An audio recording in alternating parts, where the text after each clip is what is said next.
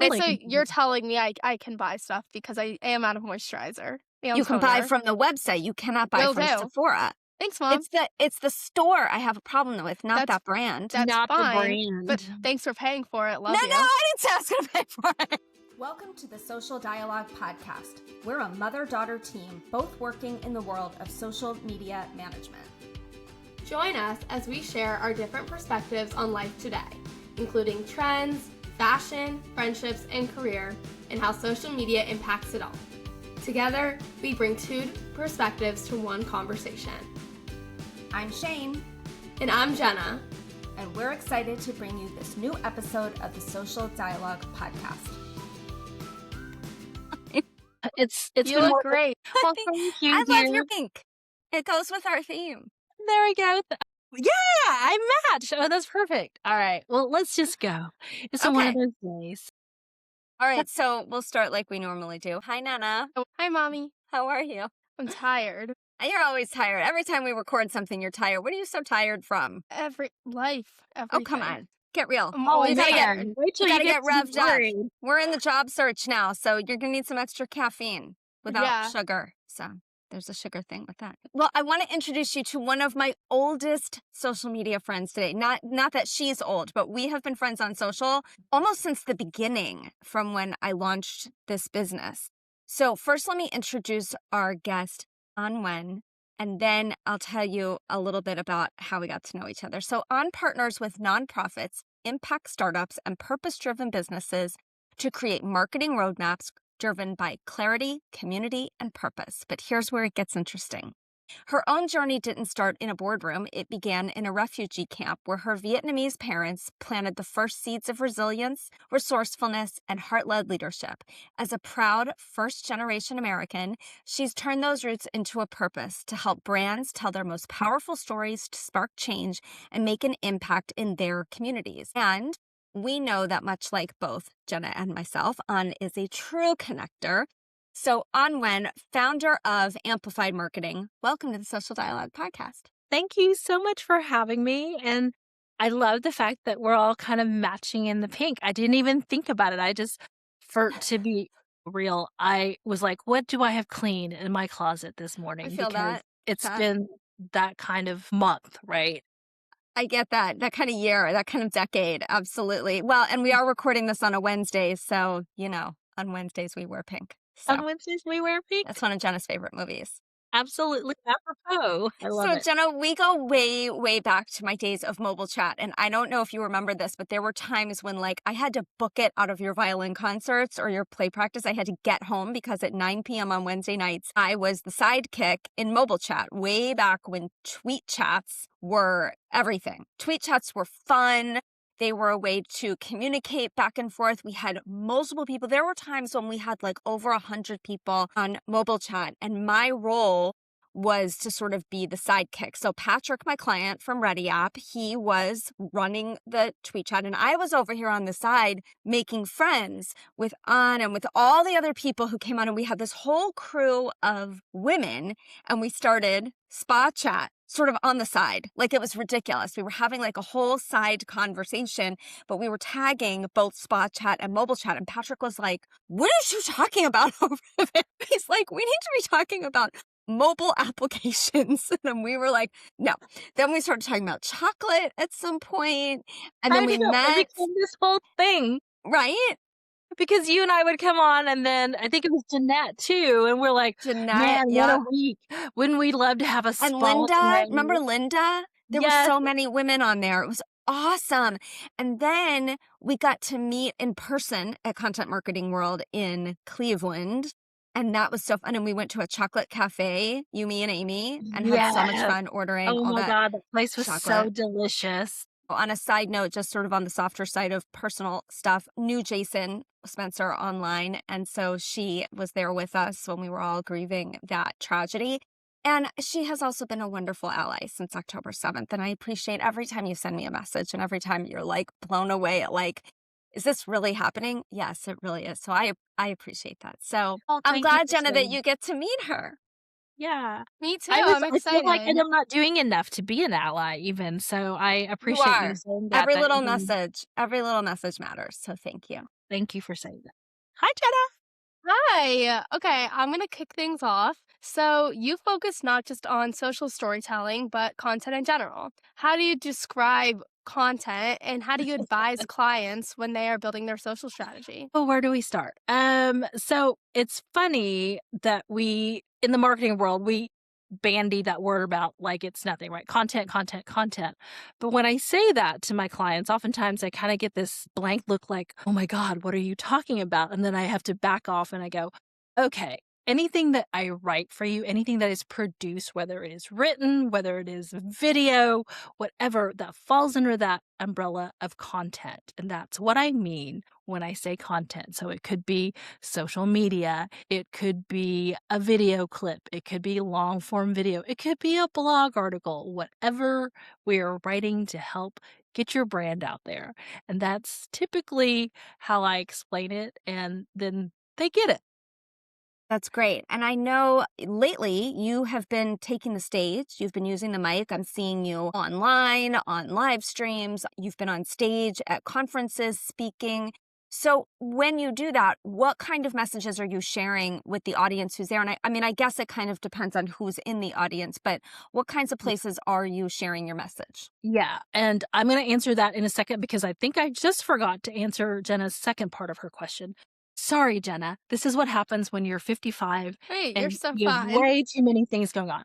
And so my clients are mostly in the B2B space. And for social strategy, it's more about brand awareness, helping them to amplify the thought leadership of the executives or company leaders. Most of the clients I work with are not heavy lead generating needers. I'm making up words as I go along. They don't have a heavy need for leads. And so it's not my favorite space to play in, but that can definitely be part of the social strategy. Most of my clients are just still in that space where their brand awareness is super important to them and thought leadership helps them to get their sales team in front of people as opposed to turning out leads constantly. So that's the question. And then as far as speaking, I love speaking and I have always loved to help educate whoever clients in whatever space I've been in, whatever industry I've been in. I think there's always a need for educating people. And right now, my big thing is helping not for-profit companies understand what being purpose-driven means. And when I mention purpose-driven, immediately that thought goes to nonprofits. But as a for-profit company, you can absolutely be purpose-driven and how it can affect your bottom line and how it can help not only your brand reputation, but it can help increase your sales. And it doesn't even have to be something so just nebulous like we're going to save the world, we're going to save the whales, whatever. It can be as simple as helping small businesses to level the playing field in, say, human resources so that they can compete with larger companies and corporations who have that type of resource or budget. So that's what I've been spending a lot of time on speaking. I did that at Content Marketing World last year. I was so excited to have my workshop accepted. And the American Marketing Association is having me do a similar workshop in May. That's so cool. Yeah. And get this, people who attend and participate are getting CEUs for it. I'm like, oh my gosh. So Wow, my that little is workshop- incredible. Congratulations. That's Thank huge. you. Yeah. When we met at the Content Marketing World in Cleveland, I spoke, I had a session. And Jenna, my session was about authenticity and how to be real on social. And the examples that I gave, I actually showed the video from when I got Bob Costas to congratulate your brother for his bar mitzvah. And I don't remember exactly the angle. I had a whole shtick, but I don't remember it now what it was. But everyone was like, how'd you do that? I'm like, pure stalking. Exactly. It was so fun. Your mom's session was so fun. And, was and fun. she's so dynamic anyway. I mean, it was just great to be in the room with you and see that. But yeah, the whole Bob Costas thing kind of blew me away. I went, but that's so Shane. Yeah, I'm not it was really fun. It was a fun conference and everyone's in orange and it's a fun conference. So it's great. Yeah. Hopefully you'll get a chance to love come that. back. I know. One of these days I need to come back. It's always been during a hard time for me to travel. That one particular year I was able to do it. But other than that, it's been a hard time. Yeah. So We'll see. So, switching gears kind of a little bit, I understand that you recently spoke to a class of undergrads about social media. So, we'd love to just hear more about your experience doing that. Love speaking to students, college students, and it's really fun to see what they're learning and the difference in what we do in practice and from what they're learning. And these students they were just amazing. They were engaging and they asked really great questions. And the professor started off the class with having them share their Instagram account. So he had asked all of them to think of a brand, right? So something beyond being a student, something beyond what client work they might get, and show the little reels that they had started already. Not really little. So there was a young woman there who was taste of bubbles or something. It was around champagne and prosecco and bubbles. I was like, bingo, you and I can be good friends, right? And so it was a lot of fun to see what they were working on. And I went, oh my gosh, they're so far ahead of us already. Because Shane, I mean, when we started out, Instagram was mean, still very photo driven, right? There was no such thing as clips, video clips, really, or stories or reels. And these students are creating these amazing things and editing these clips in great, just innovative ways. And I thought, I'm so behind. But that also totally. gives Yeah. me, hope for the future of social media. And so that was a lot of fun to share with them. But their professor was very intentional about what he would like me to share with them. And that was the fact that they were going to be graduating some of them were graduating this year, some of them were graduating next year because they were junior and senior level. And that while all these things that they were learning in class are important and putting into practice are important, it was just as important, if not more so, and you may agree with me on this, to make those connections already and to get Yeah, connected absolutely. and talk to people and build those relationships. Because as we know, oftentimes it does boil down to who you know, whether you get that job or you get that project or that client. And I really appreciated that he was already thinking of that for them. Because sure, I could come in and talk about social in the real world, but they're already learning this stuff. So what are things that they can't learn that are that I could help share? Yeah, I mean, I say all the time, my business is online, but I make business deals in real life. And Mhm. that cannot be online. It has to be face to face with a handshake. Yes. That's just how we do it. Even if it's, a virtual handshake, if it has to be, over Zoom. But Absolutely. there's just so much to these connections. And, I know Jenna's working on that right now as she's applying to jobs. She's constantly like, go to LinkedIn and tell me if you know anyone that works at this company because I'm applying to a position there. Okay, so I want to talk a little bit about AI. We were just talking about college students and how they have to get off social to have, real life conversations, which I think their generation is actually really good at it. I think they Mhm. really get it. I was actually listening to a podcast this morning. Our friend Nina Badson has a podcast called Dear Nina Conversations About Friendship. And she interviewed this guy. He's a professor and he studies friendship. He just did this whole thing of people in their 20s.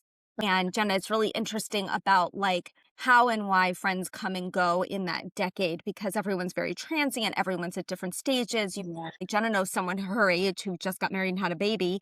And then, she's got friends who are very, very, very far from even dating anyone, so it's like it runs the gamuts. And she's got friends who have jobs lined up for May or June. And then, people like her are looking for a job. And then there's people going off to med school or law school or grad school. Mhm. So it's Yeah. very interesting. Yeah. So anyway, I think that one of the things he was saying that is that this generation, they get it way better than we do. Like they put their phones down, they engage in real life, they get a bad rap, they get told by their grandparents that they don't do that, and they do A lot. a lot. Mhm. Meanwhile, one of her grandmothers missed a flight once because she was playing Words with Friends, missed the announcement. So there's that. Oh. Okay. Okay. Okay. So I want to jump a little bit to AI because Yeah. it's very prevalent right now. We're all using it. I'm using it to help me with content strategy. I'm using it to say, here are all my thoughts of what I want to give a client. Can you help me organize this Mhm. better? And it's still using my words, but it's organizing it. Yeah. So I'm curious in Amplified Marketing, your agency, how do you use AI and how do you not use AI? Or where do you kind of draw the line? Yeah, just like you. I use it for those processes that you've mentioned as well. I use it as a brain dump, right? If I have an idea around content, but I just need help putting it together and literally just putting in my thoughts, and then I give it the prompt of what I need it to do. I've spent a lot of time teaching it what my brand sounds like, what my brand voice and tone sounds like, and teaching what my client's brand voice and sounds like, who are worried about security.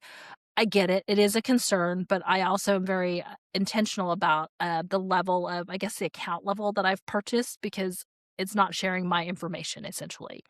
And so when I mentioned that before, I've had, of course, people go, wait, it's sharing all of your clients' information. Like, no, I'm not on the free version. Let's just leave it at that.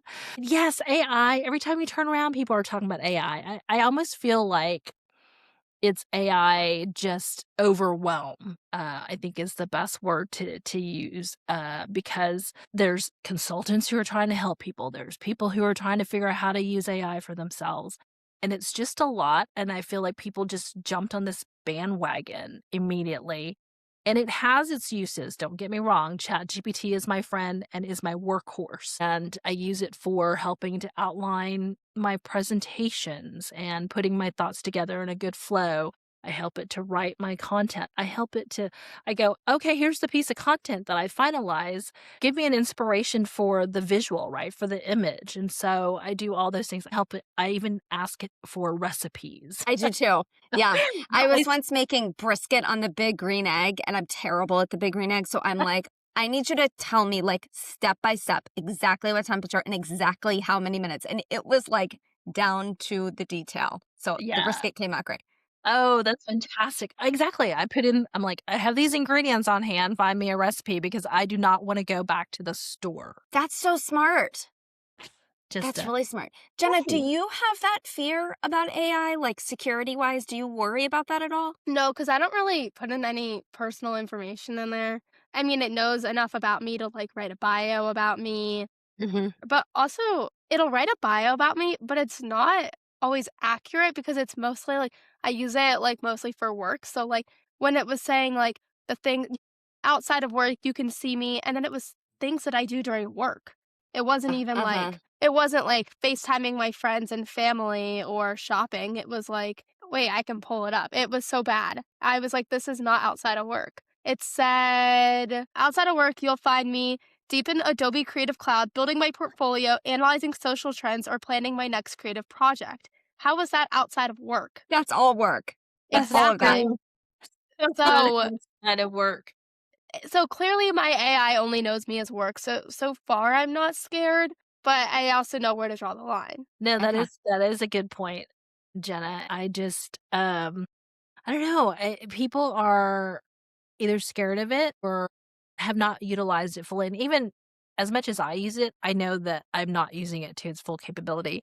I had a conversation Same. earlier talking about what processes and things that I could automate essentially, right? Just get it started. And I said, I would love to be able to do some of that, but I don't even have time to think about it, much less write a custom GPT for it at this point. And so that's where I am with the AI usage. I'd love for somebody to come in and just say, hey, these processes that you keep doing on repeat, this can be absolutely a custom GPT, and here's it written for you, right? So anybody out there, fairy godmother. That's really cool. Yeah. We could do a 2-for-1.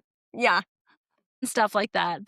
And then another tool I really love, and I think I might have mentioned it to you before, is Opus Clips. Are y'all familiar with Opus Clips? It takes your long form video and it creates little short social clips for you. And it Oh. is such an intuitive tool that I really don't have to give it a lot of parameters. So it comes back with about 10 to 15 clips for you, and it'll grade it for you on how well Oh, it thinks Riverside does that too.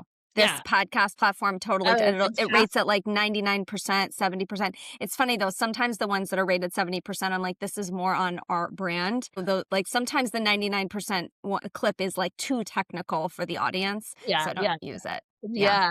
So try it out. I don't even remember what it cost now. It was only like $20 at the time and literally the first time I tried it, I went, here, take my money, because it's just such a time saver to be able to take this long form content, especially, with your podcast and the video podcast. And when I was live streaming a lot, I would take those and chop them up, and it just saved me a lot of time. I am still using it, and it's a tool that I still recommend because they've just continued to improve on the platform. Very cool. Yeah, good to know. What are some of the brands that you like to follow that you think do a great job of storytelling through content? gosh. Oh, I just came across one called Olo, OLO. So they are a POS essentially, but so fun. And for those of us who are a little bit of a data geek, they do. So let me back up. They are a POS and data warehouse kind of thing for restaurants, for restaurant brands. So they have 800 plus whatever thousand brands that they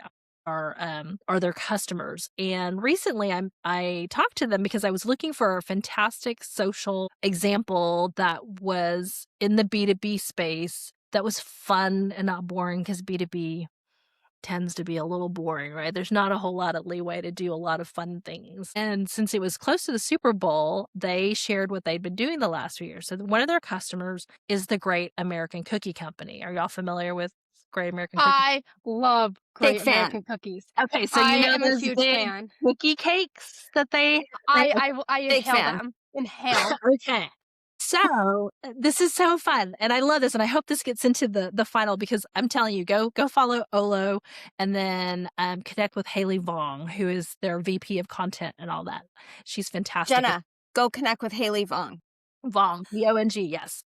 And if you don't find her, let me know. And so in their company Slack channel, the data people, I don't want to just continue to call them data geeks and insult anybody, would like just drop in little tidbits like this. Did you know that not only are people buying the cookies, they're having messages written on it, like go Chiefs, go whatever, right? And that year when they started sharing all this data was the year of Kelsey and Taylor Swift. And it was just, all out there. And so Haley went, what could we do with this data that they keep sharing? It sounds like a lot of fun. Oh, she did this manually for a little bit. So she asked them to pull all the data, the messages. And for 3 years in a row now, the cookie data has been able to correctly predict the winner of the Super Bowl. Super Bowl? Oh my gosh. That's hysterical. Is that not hysterical?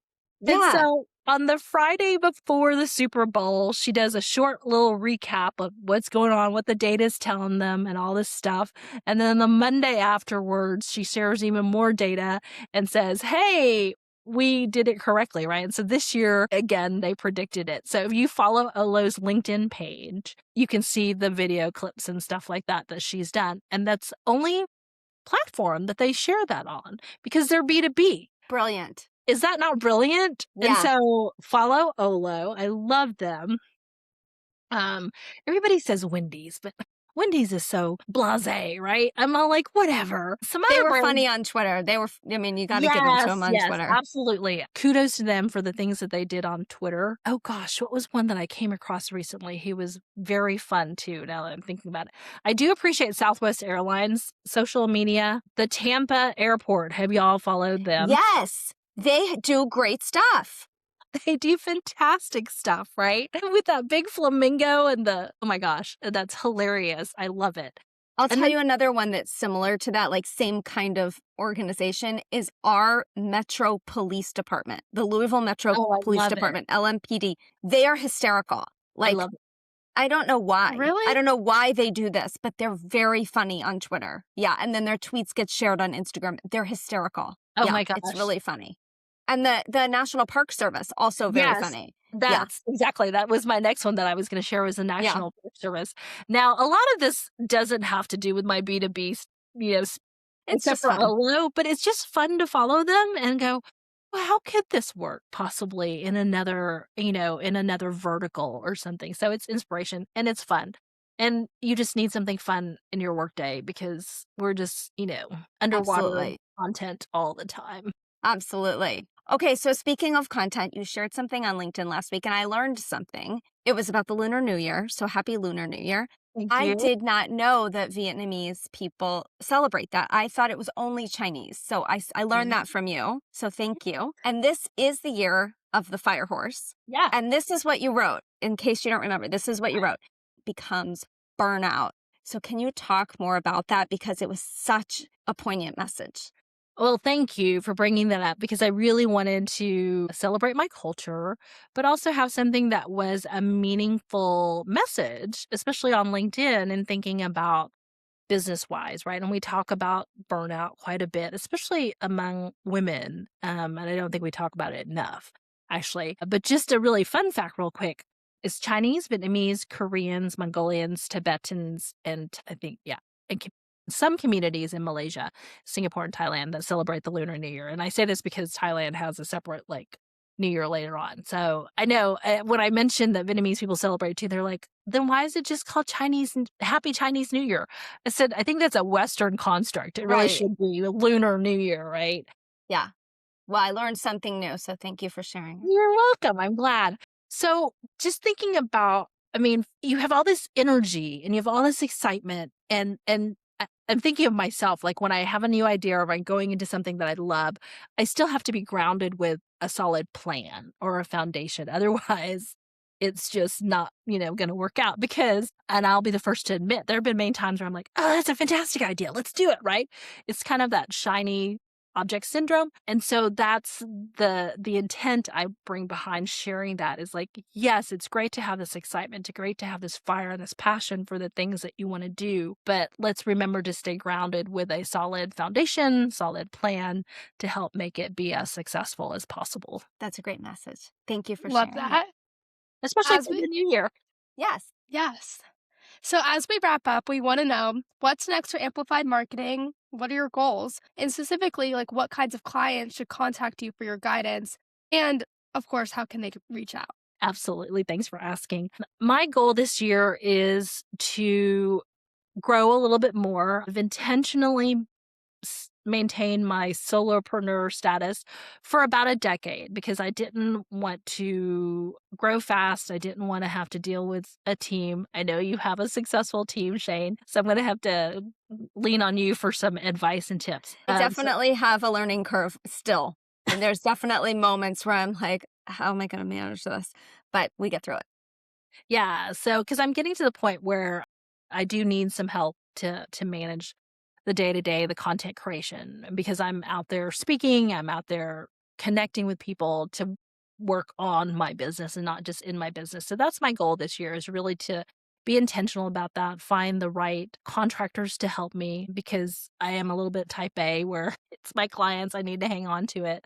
So I need to find people that I trust. And so that's what my goal is this year and really continue that mission, I guess, if you will, of helping businesses understand what purpose-driven means, being purpose-led and why it matters, especially with the generations that are coming into those buying positions within companies, thinking about millennials, Gen Z. Jenna, is that you, Gen Z?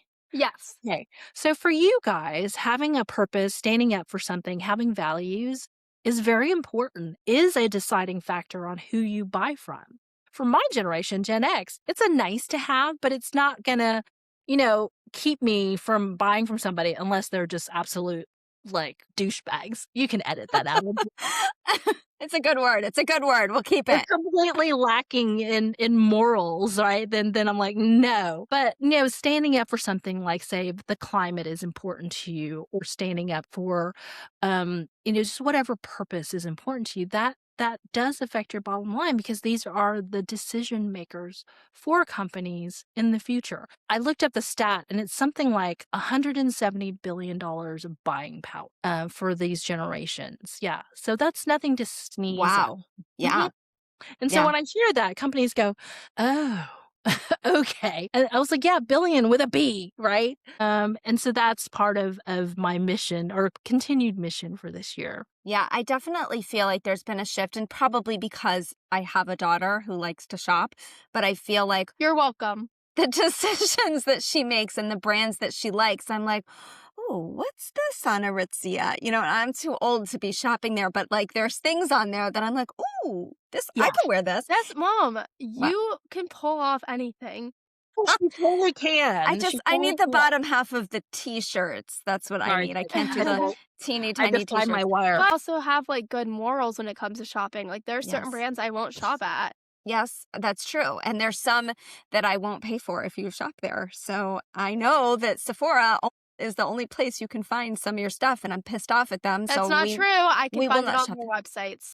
Fine, then buy it there. But we're not shopping at Sephora until they cut ties with Huda. Anyway, No, I was not a big Sephora shopper before anyway, because I just didn't appreciate their customer service or was lack thereof, right? I'd walk into the store and I felt like they were judging me, and I'm like, okay, whatever. So good to know. They will Okay, definitely so continue. you're telling me I can buy stuff because I am out of moisturizer and You can buy toner. from the website. You cannot buy Will from do. Sephora. Thanks, Mom.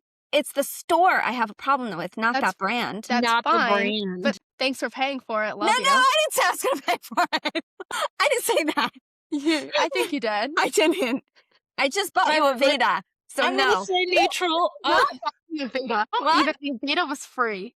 Yeah, I was free because of all the points I've earned. Here's a Yeah. fun fact on I buy all my Aveda stuff at our local salon and then I earn the points, but I Yeah. don't actually know how to redeem them. And anytime that like I've tried to log in to redeem them, they don't have, it's all like sets. They don't have like, I just want this shampoo and this, whatever. So she logs in and then just like stacks, because I have over 100,000 points. I didn't stack it. I called you. You asked me to stack it. And She then did. wondered, And then, well, yeah. the shit showed up at your door. Meanwhile, half the stuff they forgot to send. So then I had to like get on chat with Aveda and I said, first of all, you forgot to send these 3 things. And 2 of them are hers and I'm supposed to take them to her Friday. So now they're overnighting them. But they also sent me a broken thing of hairspray. And the guy's like, send a photo. So I did. And he said, you said it was broken. I'm like, look at the picture, you moron. The top of the hairspray thing sitting on the table. Yes, it's broken. So anyway, side note. Anyways, case in point, you didn't buy me a Veda. Thank you for the moisturizer. No, I'm not fine. I just bought you a spring break trip. Give me a break, okay? And thanks for the toner. No. What's the brand you use, Jenna? I use Caudalie toner and Summer Fridays moisturizer. Okay. Not familiar with either. I'll have to check it Oh, out. the Caudalie toner is a good one. I use it as well. Caudalie made my skin so much better. Their Yeah, acne serum. It's awesome. Fantastic. It's a French brand and it's very clean, paraben-free. Okay. Fun fact, I have a really bad habit of forgetting to change the default address when I buy things. So I once sent, it must have been a gift card to our friend Sari. I sent her something from Sephora.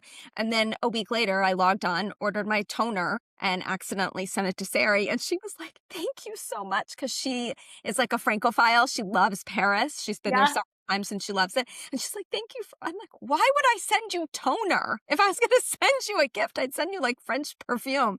I'm like, this is ridiculous. Don't feel bad because I just ordered 2 things and it got shipped to my mother's house.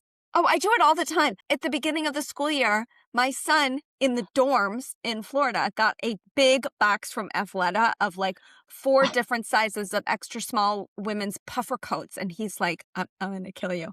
And then I had to teach him how to return it. And he doesn't, he had to learn. He thought he didn't know if he had to fold or cut the label. Yeah, he didn't know how to do it. I had to send him packing tape from Amazon. Like, Jenna and I are constantly sending things back. We know how to return. He's never had to do this before. He doesn't buy anything. All right, so I know you've taken up like lots of your day with us today, but this has been really fun. This is so fun. No, But before we go, as I always do, and I know we talked about connections before, but any other advice you would give Jenna as she really begins to dig in, because it's about March 1st and she is really digging into her job hunt so she can get off my payroll and buy her own damn moisturizer. Also, I can just buy it on Amazon, so I don't even have to buy it on the stop doing that. website. Your mom's going to change the login, not give it to you. No, I use my own Amazon account. He's going to get my credit card out of there. Get it out. There you go. Okay, so seriously, any other advice that you would have for her? I already mentioned, making those connections. Even if it's just people you're like, I don't do business with that industry. They're not in my industry. Why would I connect with them? You just never know who they know. So definitely I wanted to double down on that. And I know this sounds very cliche because I'm sure other people may have said is don't stop learning. You can never stop learning, especially in social, really, right? Because things change all the time. But just even for me, I've been in different verticals and different industries, and everything that I've learned in every role that I've had has helped me down the road with something else or wherever I am right now, because it may feel like, what would I ever take that use for? I still use it. And so don't ever stop learning. And really don't be afraid to take a step back even. I moved back to Houston when I was 31. And at that time, I should have been a little bit more established in my career already, right? But I did not hesitate to take a sales support role at the Houston Chronicle because that was my foot in the door. And 6 months later, I got my own territory. I became a county exec, all that stuff. So I didn't think of it as, oh my God, this is beneath me. It's just never beneath you. You'll learn. And so I always share that with college students because I don't want them to think at this point in my career, I should be moving on and look down on something. And then don't look down on the people who help you either, right? So the admins, the people that often get overlooked because you might get locked out of your office one day and they happen to know you because you're the only one who stops to talk to them. That's There a you great go. point. Yeah. Kind of like when you left your first grade homework in the classroom and had a meltdown, and we had to go back, and the janitor knew me because I always said hello. So he unlocked the door and let us in, and Jenna got There her you go. homework out in first grade. Mrs. I Bray don't remember never knew. this. Oh, yeah. We had to go back to school. I said, this is the one time I'll do this all year. And we did. We went back and you got it. It was like, it took her 5 minutes to do this homework. But it was, freaked her out. She didn't do her homework. She left Yeah, it at school. I Yeah. imagine so, right? Yeah. So those As are she my got older, she didn't do that very much. But if she ever did, I was like, well, then you're getting up early and we're going to school early tomorrow. We're not going back to school right now. So, yeah. But it didn't happen very much. You She's get a very one-time responsible. pass. One time. Yeah. Yeah. Well, that's all good advice. And this was really fun. And thank you so much for joining us. I love seeing you. It's so fun to stay Right. connected. We have known each other, I think, since like 2008 or 9. I mean, we've I known each think other a long so. time. Yeah, So, it's been almost 20 years. yeah. And I love it. And I love keeping up with everything that you're doing and seeing that you had launched this podcast. And I'm really honored that you asked me to be a Oh, guest. thank And you. it's been so fun talking to you both. And, Jenna, I know you're going to do great things. How can you not? You have Shane as your mother, right? And if I can help in any way, let me know. Thank Thank you. you. All right. Have a great day. Well, that was fun, Nana. Super I'm fun. glad Now you- I'm gonna go on Amazon and buy all this shit. No, Thank you. stop buying things. No. Stop. I need talking. toner and moisturizer. That's why you get an allowance. The end. Stop spending money. You're about to find out how expensive you are. Okay. Listen, I got one for you. I don't think Hi. we've done this one before. You ready? This Ready. person, I don't know what school this is. She says, hi, I am at family weekend. So that they were visiting. She says, my freshman daughter mentioned to my parents that she and her roommate do not lock their door when they sleep. I guess the roommate gets up and goes to the bathroom in the middle of the night and doesn't want to get locked out. Okay, first of all, what? Secondly, the mom is asking the internet, what can I say to my daughter to convince her that this is not okay and she has to lock her door without exposing that my parents told me what is going on? So she told her grandparents, the grandparents told the mom wants to talk to her, and the mom is asking the internet how to advise her daughter that leaving their door unlocked in the dorm overnight is a dumb idea. Ready? Go. What would you say to this? Nothing. There is nothing to say. This whole thing is dumb. It's dumb that she left the door open. It's dumb that she didn't tell her mom, and then it's dumb that the mom wants to interfere. So I think this whole situation is stupid What and kind unsafe. of people are leaving their doors unlocked in the dorm at night? Why Also, would anyone do why that? can't you just agree to lock the door, and if she has to go to the bathroom, she unlocks the door? It's not really that Right. hard. Take your card or your phone or your key or whatever the hell it is. Like, Yeah. don't be stupid. This is a life lesson in living alone and growing up. Don't be stupid. Okay, so that's my Facebook message of the day. Hi. It's don't be stupid. Yeah, I'm gonna head to Pilates.